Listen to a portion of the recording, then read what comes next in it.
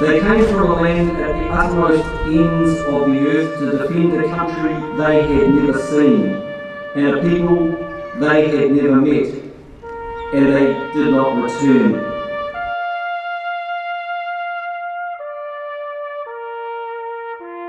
We Belgians have not forgotten that fact, and we want to show our gratitude by coming over here to show you what actually happened in our country and what the New Zealanders actually contributed to our freedom.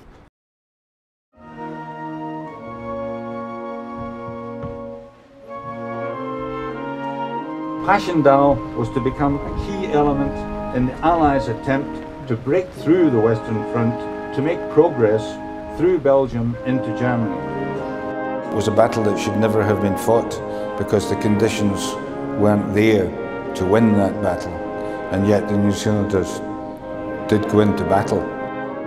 Now, the autumn of 1917 was the wettest in Belgium for 70 years, and the flat landscape around Passchendaele had been churned into a porridge of mud.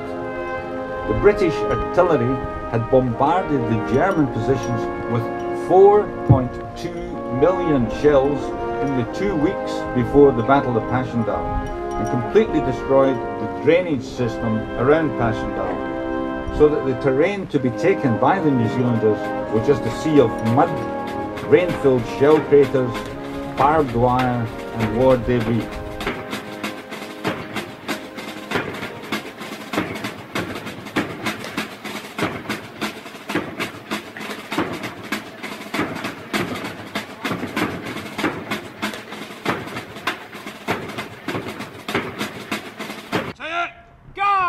The young men who went off to World War I, many of them left from here, Fort Takapuna, and it's a historic military fort.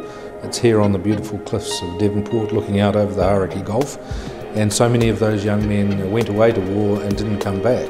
And when we looked at the different opportunities to site the exhibition, we very much thought that this military establishment would be perfect for the underground bunkers to bring back the reality of war and put it into the right setting. When you enter the exhibition and into that underground concrete chasm, it is quite eerie, it's still, it's quiet, and you can just sort of have a sense of military history there already.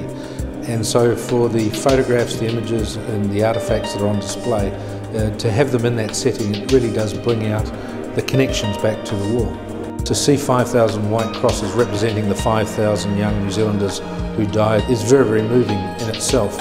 And then to see the exhibition is similarly very, very moving. So this is a once-in-a-lifetime opportunity, really, for people to come and see the history of New Zealand back in those days and how it created the New Zealand we know today.